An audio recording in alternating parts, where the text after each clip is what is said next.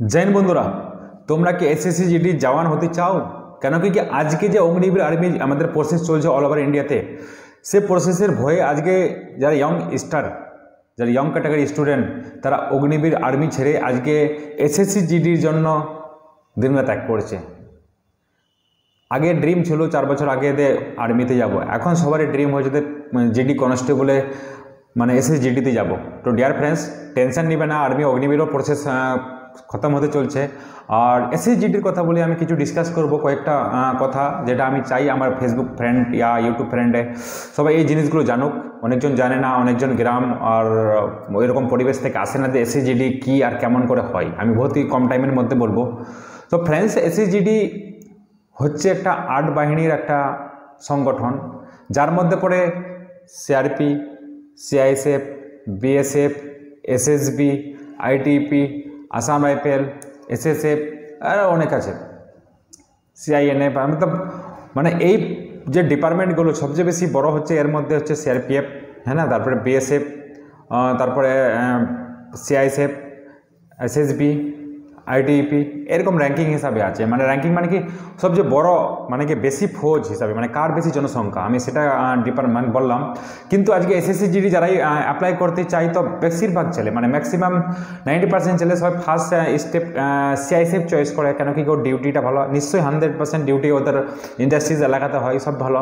Second step থাকে SSB ও duty 100% ভালো, rank তাড়াতাড়ি পাই, সব ডিউটি সব কিছু ভালো। তারপরে আসে আমাদের সিআরপিএফ, তারপরে বিএসএফ আছে, আইটিপি, এগুলো সব আদার্স আছে। আর এসএসএফটা সবচেয়ে আগে দেয়, কিন্তু এসএসএফে কাট আপ প্রত্যেকটা ইন্ডিয়ার প্রত্যেকটা রাজ্যে বেশি যায়, কোটা কম থাকে। কিন্তু ফ্রেন্ডস, আজকে কিছু এসএসসি জিডি যে এই আর্ট বাহিনী আছে তার সম্বন্ধে কিছু ডিসকাস করতে যাই, বহুত একটা ছোট, যেটা তোমাদের যখন চয়েস করবে তার জন্য বহুত কাজ আসবে। কেন কথা বলছি, আজকে যারাই দেশের জন্য মানে এসএসসি জিডিতে আর্মিতে যেতে চাই, তাদের নেশা কি? দুরকম নেশা থাকে। এক তো হচ্ছে দেশের জন্য কিছু করব, আর একটা হচ্ছে পয়সা কামাবো, স্যালারি কামাবো, অনেক পয়সা।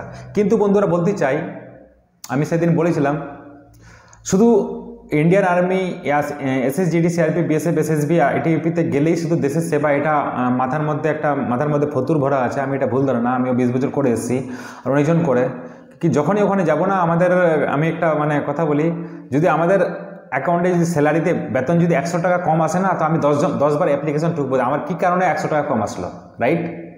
সবাই করে এটা, 100-এর মধ্যে 100 সবাই করে। আর তুমিও যদি যখন এসএসজিডি চাকরি আর যে কোনো চাকরি পাবে, 100 টাকা যদি 200 টাকা কম আসে, তো তুমি একবার দুবার না অনেকবার তুমি অ্যাপ্লিকেশন দিবে যে আমার স্যালারি কেন কম আসলো, বেতন কেন কম আসলো।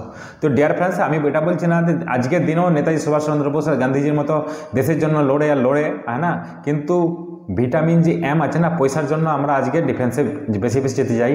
ভালো জায়গায় বিয়ে হবে, মান সম্মান বাড়বে, ইজ্জত বাড়বে, মা বাবাকে ভালো দেখতে পারবো, ভালো প্রপার্টি বাড়বে, ইয়া ভালো স্ট্যাটাস বাড়বে, ইয়া বডি ফিটনেস থাকবে, রাইট? আমি এটা বলছি না যে তুমি দেশের সেবা করতে চাই না, বিলকুল দেশের সেবা, ডিফেন্সে গেল দেশের সেবা, কিন্তু সব জায়গায় করা যায় একটা স্টেপ বাই স্টেপ।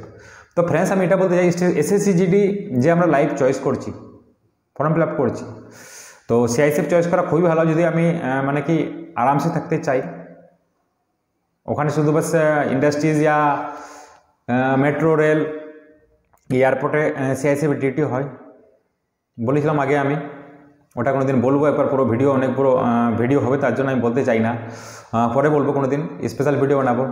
এবার আমি আসি ছুটি আর স্যালারির হালকা একটা ডিফারেন্স দিয়ে দিই, একটু বিবরণ দিয়ে দিই, হ্যাঁ না। এটা যে কোনো তোমার সিনিয়র যারা, তার আশেপাশে যারা সিআইএসএফ, বিএসএফ, এসএসবি, সিআরপিএফ যারা আছে, বন্ধুরা আছে, ইয়া তোমার রিশতেদার আত্মীয় স্বজন কেউ আছে, তাদেরকে জিজ্ঞাসা করে নেবে অরিজিনাল এর স্যালারি কেমন করে, ডিফারেন্স কি, কত পাই, সিআইএসএফ কত পাই, বিএসএফ কত পাই, আইটিপি কত পাই, এসএসবি কত পাই, সিআরপি কত পাই, সবারই ডিফারেন্স একটু তুমি নিজেই শেষ বলতে পারবে। কিন্তু আমার এক্সপিরিয়েন্স আমি দেখেছি, অনেক বন্ধুবান্ধব আমার ডিপার্টমেন্টে আমি 20 বছর এক্সপিরিয়েন্স নিয়েছি, সেটা থেকে আমি দেখতে পেয়েছি।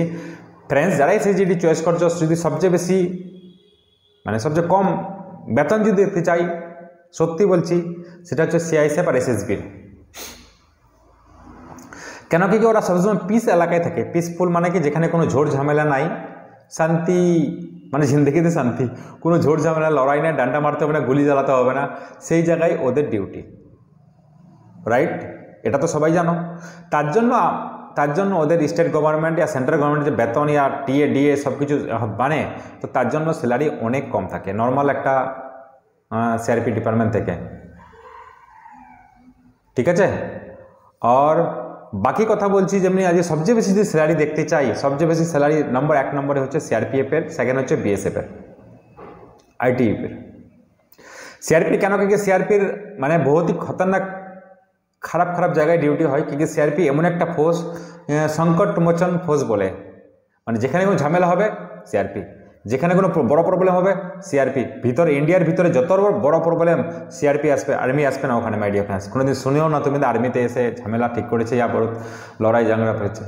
কাশ্মীরে পুরো ঝামেলা হচ্ছে, है ना, সিআরপি ঠান্ডা করলো, ওদিকে নর্থ ইস্টে পুরো ঝামেলা হলো, মতলব সিআরপি খতম করলো। পাঞ্জাবে 1990 সালে ঝামেলা চলছিল ভিতরে, সিআরপি শেষ করলো। এদিকে ঝাড়খণ্ডে, ছত্তিশগড় শুনছো যে মাওবাদী সব এগুলো, মেদিনীপুর, বাঙ্গাল, আন্ধ্রা, যত রাজ্যে মানে মাওবাদী চলছে সবগুলো সিআরপি এসে ঠান্ডা করছে, কোবরা ফৌজ হয়ে গেছে। যদি কোবরাতে এক্সট্রা অনেক বেতন আছে, মানে টিএডিএ এত আছে, অ্যালাউন্স এত আছে সিআরপিতে, সত্যি বলছি স্যালারির আধা মতলব অ্যালাউন্স আছে মাই ডিয়ার ফ্রেন্ডস। তো অনেকটা আছে, মানে একটা নর্মাল সিআইএসএফ আর এসএসবির চেয়ে অনেকটা, কমসে কম 15-20 হাজার টাকার ফরক আছে। নর্মাল 10,000 তো আছে আছে। তো ডিয়ার ফ্রেন্ডস, যারাই যেমনি দিল্লিতে যারা ডিউটি করছে নর্মাল, যারা সিআইএসএফ আর যারা সিআরপি ডিউটি করছে, ওদের ডিফারেন্স বেতনের মধ্যে ফারাক আছে মাই ডিয়ার ফ্রেন্ডস, আমি এটা অরিজিনাল বলতে চাই। যারা মেন টাউনে আছে তাদের ডিউটি একটু আলাদা আছে, আর যারা টাউনের মধ্যে ডিউটি করছে, মানে যেমনি যারা মেট্রোতে আছে তাদের ডিউটি আলাদা। যারা মেট্রোর বাইরে ডিউটি করতে, পুরো কলকাতা ডিউটি করতে হচ্ছে, পুরো দিল্লি ডিউটি করতে হচ্ছে। তো এইরকম মানে কি মেহনত বেশি সিআইএসএফের, সিআরপিএর 101% আছে মেহনত, है ना। তো এটা আছে। আর সবচেয়ে বড় কথা আমি বলছি, যত মানে এই যে 8 বাহিনী বলো, 8 বাহিনীর মধ্যে সবারই মানে ছুটি, সবারই ছুটি 2 মাসের আছে,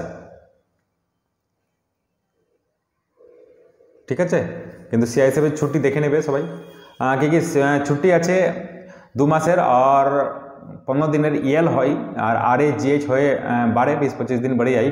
তো ফ্রেন্ডস, যারাই চয়েস করতে চাও বিলকুল করো। আমি একটা হালকা আইডিয়া দিলাম, স্যালারির ডিফারেন্স দিলাম একটা, তো সবাই একটু বাস দেখে চয়েস করবে, যারা চয়েস করছো, যারা আমার ভিডিওতে শুনছো। আর যদি কোনো কিউরি থাকে তো আমাকে ফোন করতে পারো এই নম্বরে, যে কোনো কিউরি, তোমার বডি ফিটনেস সম্বন্ধে, ডিফেন্সের কোচিং কি আমি ফিজিক্যাল ট্রেনারের অনার, আমি এক্স-সিআরপিএফ, আর আমি ওয়াদা করছি যারাই বন্ধুরা শুনছো আমি একটু ভালো আইডিয়া দিতে পারবো। So thank you very much. বাকি আমি সে दोबारा মিলতে থাকবো, বারবার মিলতে থাকবো। আমার ভিডিও লাইক, শেয়ার করো, কমেন্টস করো, আর বেশি বেশি জানকারি না। Okay friends, so thank you very much. জয় হিন্দ, জয় ভারত, থ্যাংক ইউ।